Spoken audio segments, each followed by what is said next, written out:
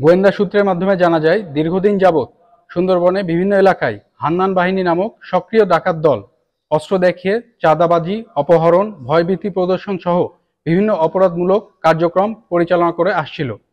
গত ২৬ ফেব্রুয়ারি ২০২৫ তারিখ হান্নান বাহিনী সুন্দরবনে ডাকাতির উদ্দেশ্যে গমন করবে বলে জানা যায়। অতঃপর রাতভর কোস্টগার্ড বাগেরহাট রামপাল খেয়াঘাট সংলগ্ন এলাকায় একটি বিশেষ অভিযান পরিচালনা করে এবং হান্নান বাহিনীর প্রধান মোহাম্মদ হান্নান শেখ এবং ৫ জন সহযোগীকে আটক করে।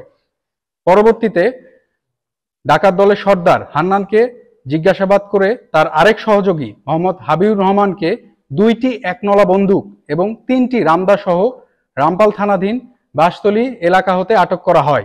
জিজ্ঞাসাবাদে জানা যায়, হান্নান বাহিনী সদস্যদের মাসিক ৪০,০০০ টাকা প্রদান করা হয়। আটককৃত ডাকাত দলের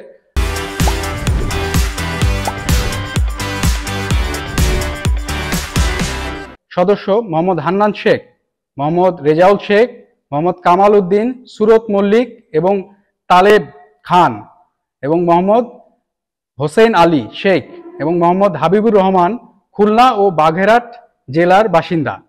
জব্দকৃত অস্ত্রসহ আটককৃত ডাকাতদের পরবর্তী আইনানুগ ব্যবস্থা গ্রহণের জন্য সংশ্লিষ্ট থানায় হস্তান্তরের কার্যক্রম প্রক্রিয়াধীন রয়েছে। আপনারা জানেন, সুন্দরবনে যে সকল ডাকাত দল সুন্দরবনের অভ্যন্তরে বিভিন্ন ডাকাতি এবং অপরাধমূলক কার্যক্রমের সাথে সংযুক্ত ছিল, তাদের ভিতর অন্যতম বাহিনী হচ্ছে হান্নান বাহিনী। এবং আমরা বাংলাদেশ কোস্টগার্ড হান্নান বাহিনীর যে মেইন লিডার মিস্টার হান্নান শেখকে আমরা আটক করতে সক্ষম হয়েছি। এর মাধ্যমে হান্নান বাহিনী সম্পূর্ণভাবে নিষ্ক্রিয় হয়ে গেছে। এবং এটা একটি মেসেজ ফর আদার গ্রুপস যারা বিভিন্ন রকম অপরাধমূলক কার্যক্রম এবং ডাকাতি সুন্দরবনে চালাতে যায়, যে বাংলাদেশ কোস্টগার্ডের এই অভিযান অব্যাহত আছে এবং অব্যাহত থাকবে। Thank you.